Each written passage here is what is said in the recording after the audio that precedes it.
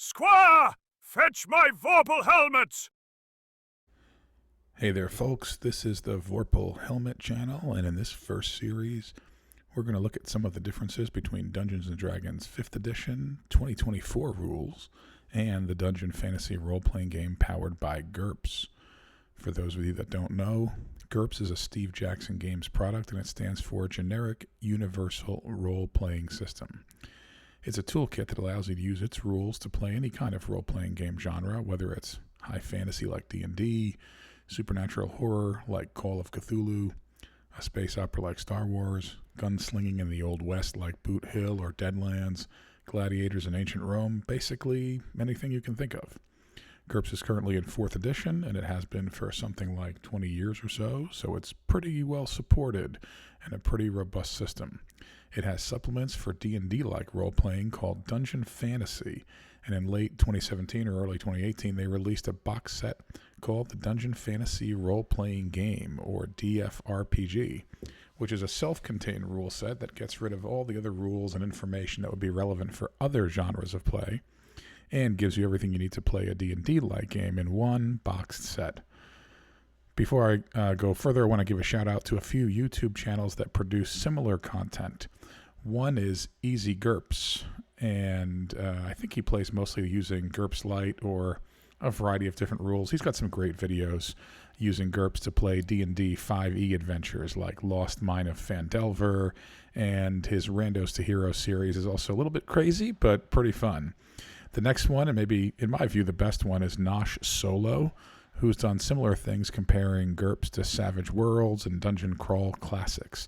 In fact, Nosh Solo just re-released some of his videos and is doing a new series running 100-point delvers with 20 points or so in disadvantages through Keep on the Borderlands. That's really cool, and I'm looking forward to that.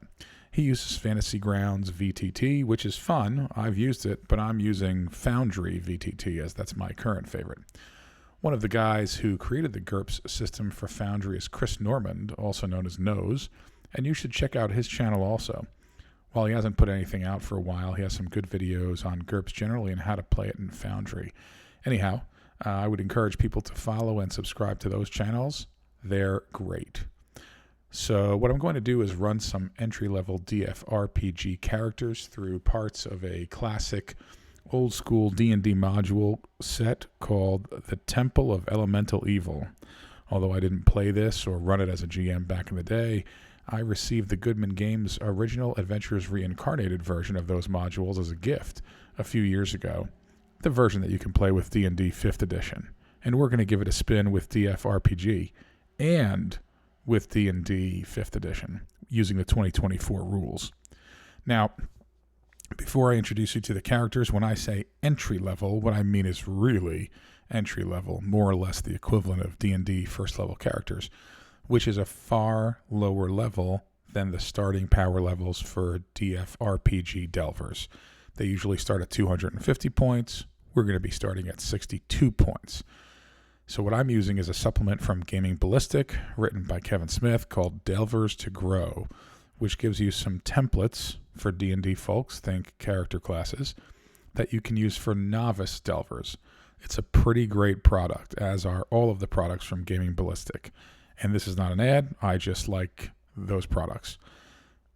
So without further ado, we're going to meet our adventurers. But I should also note, you could also use from the GURPS Dungeon Fantasy line a PDF available for purchase called Dungeon Fantasy 15 Henchmen that has options much like Delvers to Grow for 125 point and 62 point guys, written by Peter Del Ordo, who maintains the blog Dungeon Fantastic.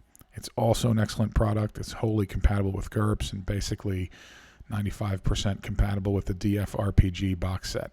Either one of those would be fine. So now we'll turn to our starting delvers. All right, turning to our adventurers, we'll go in alphabetical order by first name. Our first adventurer is Carlotta Delmonico, a novice holy warrior. Think the equivalent of a paladin in D&D. Let's get a picture of Carlotta up there. All right, so her stats are 12 strength, 11 dex, 10 IQ, and 11 health. Those correspond to 12 hit points, which is derived from strength, and 11 fatigue points, which is derived from health. Her secondary stats are Will 11, Perception 10. She's got a basic speed of 5.5, basic move of 5, and a dodge of 8. The last two get modified by encumbrance, however, so you'll see that she has a dodge of 7 because she's at light encumbrance, and her current move is 4 instead of 5. In terms of her abilities, she has an advantage called Higher Purpose, and that Higher Purpose is slaying demons. So at level 1, she gets a +1 to all of her rolls, attack rolls, defense rolls, damage rolls, resistance rolls, when she's fighting demons. That can be increased to +3 as she advances. She can also get that against undead as well. It's a separate trait. And she can get other holy powers, befitting a holy warrior, things that could be faith healing to allow her to heal others using fatigue, turn undead, things of that nature. In terms of her more mundane advantages or traits, she took the Stalwart package, that's from Delvers to Grow, and that gives her enhanced block shield level 2, +2 to blocking, enhanced parry with her flail, her one-handed flail, Morningstar. That's self-explanatory, level 2, +2 to that, and a perk called Fevered Defense. That lets her spend a fatigue point to get +2 on her defenses if she feels like she needs that. In terms of her disadvantages, which is a critical part of building your character in GURPS and DFRPG, she took the Paladin disadvantage, which gives her Code of Honor Chivalry, meaning she's not going to execute or fight helpless foes, etc. She also has Honesty, that she resists on a 12 or less on a 3d6.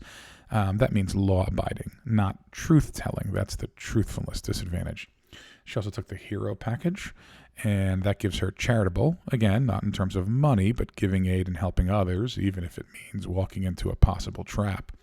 Selfless, which she resists at a 12, just like Charitable, and Sense of Duty Adventuring Companions. She's not going to ditch them to save herself. In terms of equipment, she carries a medium shield and a Morningstar, which is basically a one-handed flail.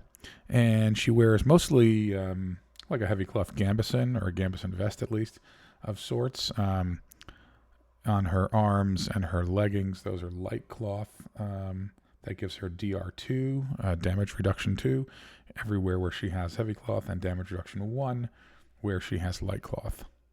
That is Carlotta Delmonico. Our next adventurer is Foxfire Dahast. She is an elven novice wizard. Her stats are Strength 9, Dex 11, IQ 12, and 11 health. Her derived stats or secondary stats are hit points of 9, fatigue points of 11, Will of 12, Perception of 12, Speed 5.5, Move is 6, although currently at 4 because she's at light encumbrance, and Dodge of 8, currently at 7 because of encumbrance. She has a trait called Magery. Well, actually, as an elf, she has Appearance Attractive, which gives her bonuses for talking to people and trying to get things done. Forest Guardian 2, which gives her a variety of bonuses to various outdoorsy type things.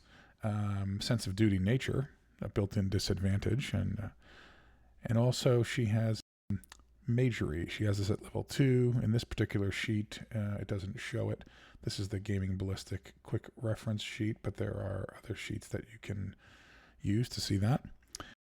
In any event, Magery level 2 allows her to cast certain spells, and level 2 adds to her casting ability. So whereas normal spells would be maybe at like a 10, because she has Magery level 2, they're all at a 12. Meaning to cast the spell, she's got to roll a 12 or less on a 3d6. So magic in DFRPG or GURPS isn't like D&D. So characters do not use spell slots. They don't have to memorize spells every day. A wizard can cast any spell he or she knows, but it costs fatigue to do so, and that varies by the spell. Her spell list is pretty limited right now because of her low level or point value, but she does have Fireball. Think Firebolt cantrip in D&D. This is not an explosive one. She has lightning, kind of like a lightning bolt, although it doesn't go through anybody. An explosive fireball. That's kind of like a fireball in D&D, at least for offensive purposes. She also has some utility spells like walk on air, smoke, missile shield, things of that nature. She also has a wizard's staff that you see as a 6-point power item. So that's an item she can store energy in. For her, 6 energy that she can use for casting purposes instead of her own individual fatigue. That is until she uses it all, and then she has to go back to town to get it recharged. Her 2 disadvantage packages, these are not necessarily packages that are in the Delvers to Grow book, but ones that I made up. So Occult Maniac, she's obsessed with all things occult. So she's curious, resist on 6 or less. That's pretty tough. Obsession, become a master of all things occult. And social stigma, criminal record. Apparently, looking into all those occult things has given her a bit of a problem there with the law. And she also has the weirdo disadvantage, which gives her a disturbing voice that might cancel out her attractiveness, but also weirdness magnet. Weird things just seem to happen to her. In terms of her equipment, she's got a light cloth suit, basically these robes that you see here, that gives her DR1 everywhere. She's got a potion belt with a couple of crystal vials that are all empty, but one that has pot in it, or pout. I think it's pot, spelled like taught. That restores 4 fatigue lost due to spellcasting. And that is our wizard, Foxfire Dahast. Let's take a brief interlude to talk about sheets in Foundry. This is not the native sheet. This is a sheet that is called the Gaming Ballistic Quick Reference sheet. It's pretty helpful. I think it's easy to look at if you're not necessarily familiar with GURPS. Not everything lines up properly, like these are not necessarily quirks. But in any event, it's pretty good. If you click on sheet, you can see that there are a number of sheets that you can use. The default sheet you will see is a sheet that has, it's the tabbed sheet, for lack of a better word. So this is the combat tab here. This is information about the person. These are various advantages, disadvantages, quirks, things of that nature. Here we have all of her skills that she has. This is information tracking various resources and conditional modifiers. These are all of her spells. And this is her equipment. You see up here her encumbrance levels, hit points, fatigue, so forth and so on. Over here you see DR. This is based upon her various equipped armor, so to speak. Her attacks are here, various attacks. If she's doing a ranged attack, this is a nice, quick, easy reference. If you see that someone is somewhere between 8, 9, or 10 yards away, it's a -4. 6 or 7 yards away is -3 to hit, so forth and so on. This also gives you the various penalties for targeting specific locations, like the skull or the face, what have you. So that's a pretty handy sheet. There's also the full sheet. Now in mine, I have the default sheet as the tabbed sheet, which is this one. The full sheet is based upon GURPS Character Sheet, a free program that I believe is authored by Richard Wilkes. It's great program. And if you create your character in GCS, you can import it directly into Foundry. It looks pretty much like this. Anyway, this is the full sheet that is not tabbed. Some people like that one. Some people like other ones. The nice thing about it is you can kind of do whatever you want. This is a combat-only sheet, for example. And you can also do a sheet that has a reduced mode. So it's got a lot of things, but not everything. Basically up to you as to which one you want to use. And I typically use the tabbed sheet, but sometimes it's a little bit more visually appealing to look at the Gaming Ballistic sheet. All right. Our third Delver, or Adventurer, is going to be Frank Newcastle. And he is our Novice Knight, which is kind of like a first level fighter. In any event, Frank has 13 strength, 11 dex, 10 IQ, 11 health. He has 13 hit points and 11 fatigue points. His speed is 5.5. His move is 5, which right now says it's 5, but it's probably 4. He's definitely lightly encumbered at a minimum. And his base dodge is 9, but that actually would change to 8 based upon his encumbrance level. So look, if we go to the default sheet, we'll look, yeah, for some reason it has encumbrance at light, which is incorrect, or it had it at none.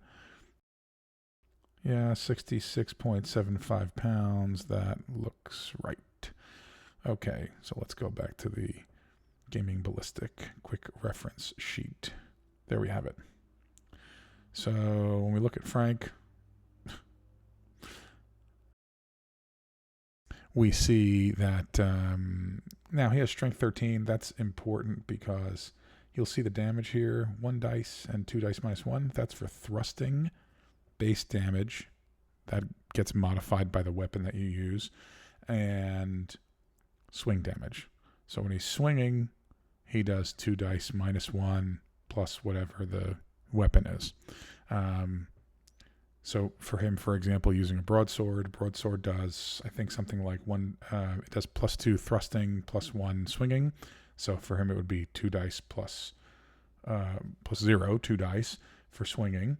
And it would be 1 die +2 impaling for thrusting, because it does +2 impaling. Anyway, you see that here. So as a knight, he has Born War Leader. That is a talent that gives him a number of bonuses to a variety of skills, including leadership, tactics, strategy, things of that nature. He also has combat reflexes. That's very important for someone who's going to be doing a lot of fighting. Gives him +1 to all of his defenses, as well as +1 to any fast draw skills, +2 to any fright checks, and +6 to all IQ rolls to wake up or recover from mental stun. Frank didn't take a specific package from Delvers to Grow. I kind of made his own advantages here. So he took Armor Mastery. That's an advantage that gives him +1 DR everywhere he's wearing armor. Enhanced block level 1 with a shield and shield wall training, among other things, which allows him to use a large shield without penalty and allows him to sacrifice his block to block for an ally standing behind him, if I recall correctly. He also used the remaining points to buy up his strength from 12 to 13. So his disadvantage packages, 2 that I made up here. Number 1 is Punisher. It gives him bad temper, resist on a 9 or less. If he doesn't resist, he lashes out. Bloodlust, resist on a 12 or less. That's potentially problematic because it's hard to interrogate prisoners when you kill them. And he might take a turn to put in a shot on a downed foe instead of a more tactically appropriate maneuver. And he's also Soldier at Heart. He has Code of Honor Soldiers. He's Selfless, always putting himself in danger first, and Sense of Duty Adventuring Companions. So Frank carries quite a few weapons. Actually, one of his quirks is that he carries backup weapons. And what he carries is a broadsword, a tomahawk that he can use for throwing, a club as a backup weapon. And he's got his large shield. He's got a fine large shield, which makes it a little bit lighter. Normally it's, I think, 25 pounds. His is only 18 3/4. In terms of his armor, he's got Huskarl's armor, which is basically segmented plate gauntlets and helmet, light segmented plate boots, a light mail shirt with a coif, or coif, whatever that is, and light mail leggings. Yeah, kind of what he's wearing here. Close enough. So he's got pretty decent DR all around. It shows DR4 here, like generally, but that is a little bit less detailed than if you use the tabbed sheet, for example. And you will see that he's got a DR of 9/8 on the skull. Actually, I think that should just be a flat 9 or a flat 8. I'll have to check that. 5 on his face when the visor is down. 5 on his hand. 4/2 in the areas where he has mail. That means that the 2 is against crushing damage. 4 is against everything else. So generally he's pretty well armored all over. So if an enemy hits him for 5 damage and hits him in the hand, he takes nothing. So yeah, he's pretty tough. And actually a lot of that is bumped up because he has armor mastery, which gives him a +1 to areas in where he's wearing armor. And that is Frank Newcastle. Our 4th adventurer is Luos. Now, I originally statted out this guy as a novice swashbuckler because in Dungeon Fantasy Roleplaying Game, thieves, for the most part, are really not all that great or valuable in combat, like 5th edition thieves who have advantage or who can get advantage and get their sneak attack bonuses. So originally I was going to go with a swashbuckler, which deals more damage, is more combat focused. But having said that, trying to make it more comparable to D&D 5th edition, I'm going to use a thief character who has Weapon Master Knives, because that will put him in a little bit more of the offensive side. He still won't be as good as a D&D thief or a DFRPG swashbuckler in combat. Now, there is a GURPS Dungeon Fantasy supplement that has a number of fun options for thieves, written by Christopher Rice. That's called Dungeon Fantasy Denizens Thieves, and perhaps we'll look at that and do another one of those character builds at another time. In any event, let's take a look at Raj. So Strength 10, not very strong. Dex 12, IQ 10, Health 11. His derived stats are hit points 10, fatigue points 11, 10 will, 12 per. Speed is 5.75, and his move is 5. In terms of his various abilities, he took the Finesse Fighter package, which gives him Weapon Master Knives. Weapon Master allows him to attack multiple times per round with less of a penalty. So for example, anyone can attack twice in one round as a rapid strike. It's -6 to hit. That's a big deal. But if you have Weapon Master, it's halved, -2 to hit. Also, if you have to parry multiple times, that's normally -4 when you parry more than once. For a Weapon Master, it's only -2. And that also applies to fencing weapons. Fencing weapons are -2 for multiple parries. For Weapon Master, it's only -1. So he's got that. He also has a trademark move. Let's see if we have that listed here. Doesn't show up on that sheet, but if we go to the default sheet, his trademark move, I believe, maybe we didn't say what that trademark move is, but that's probably going to be a stab to the vitals, is my guess. All right, so that is his main, I would say his main advantage package, I would say. He also has Fever Defense. We saw that previously. Other advantages he has is high manual dexterity. That gives him a variety of bonuses to things like lockpicking, pickpocket, sleight of hand, things like that. Disadvantage packages include Rogue with a Heart of Gold. Think Han Solo. So he's got a social stigma, criminal record, sense of duty, adventuring companions, and greed. Hard to resist, but he does resist it often, not always. The other disadvantage package he has is Swindler. So he's got compulsive gambling, overconfidence, and trickster. Often likes to trick people, and in order to get his jollies, I suppose. In terms of, oh yeah, there you go, +1 to stab the vitals, trademark move. So that's what a trademark move is. You designate a specific move that you do all the time, and you get +1 to do that. In terms of his equipment, he's got 2 fine long knives. He has light armor, although he wears light mail gloves. Most it's light cloth. Doesn't have armored pants though, so that he's a little vulnerable there.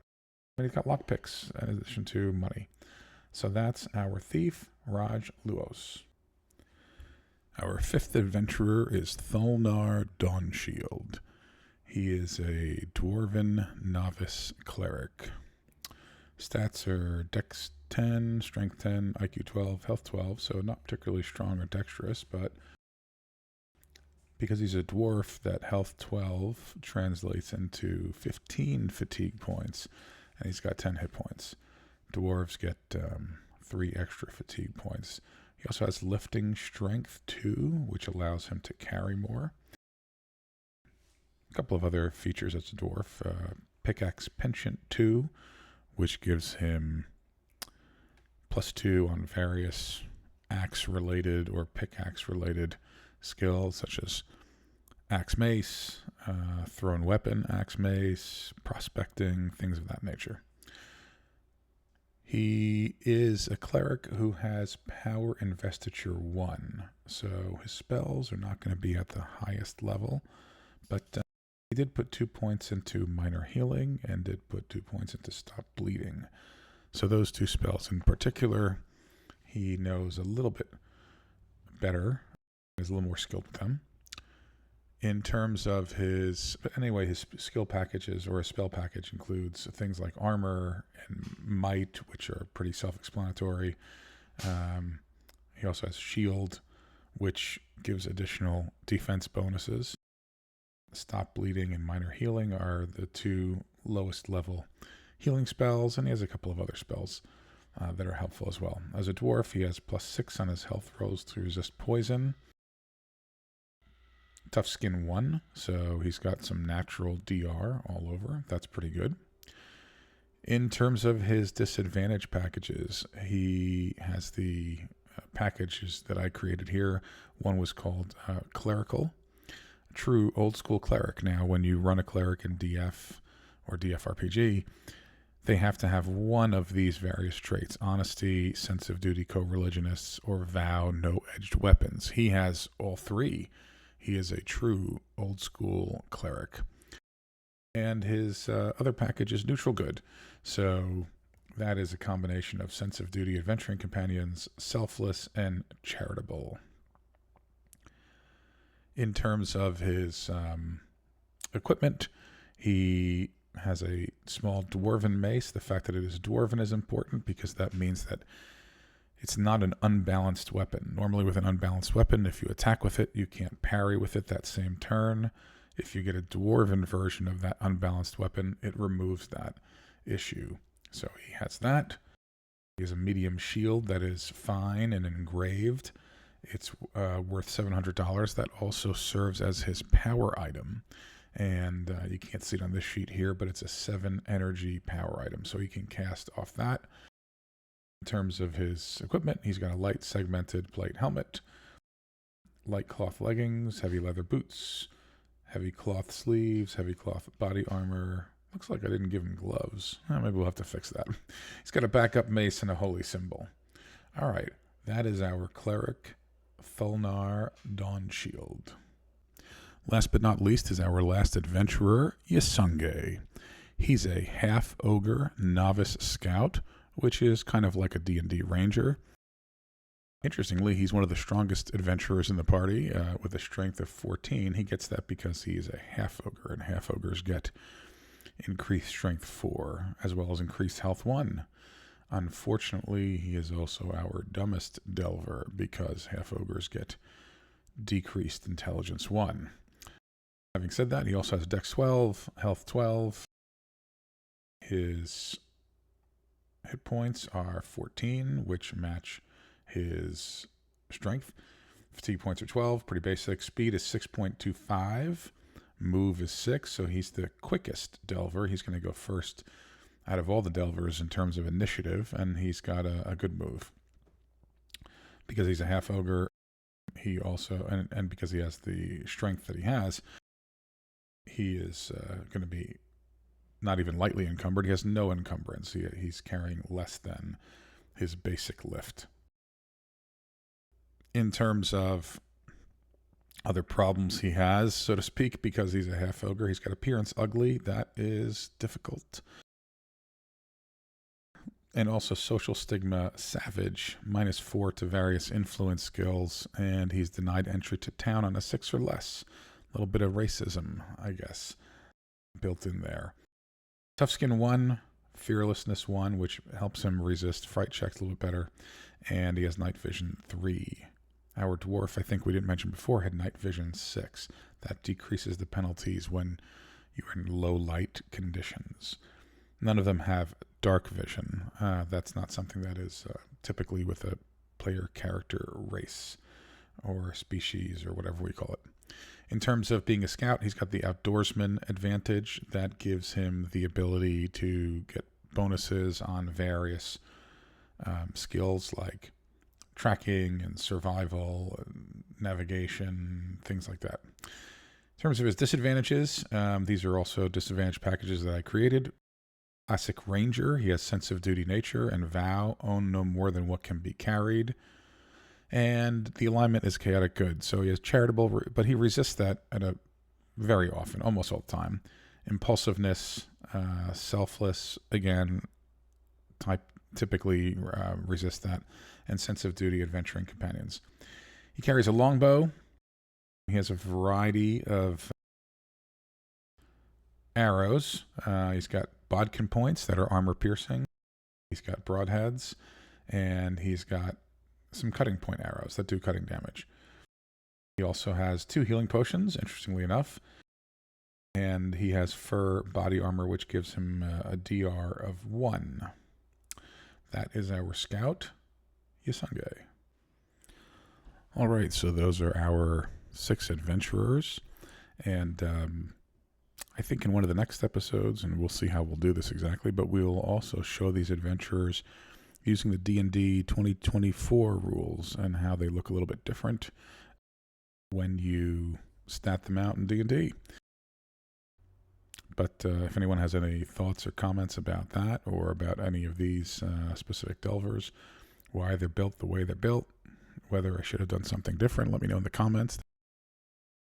But let's get a little preview of where we're going next. So the delvers have been, at this point in time, in the town of Hamlet. They have heard of a ruined moat house that might be the source of some unusual activity, to say the least, maybe some unsavory activity, and they have gone to check it out.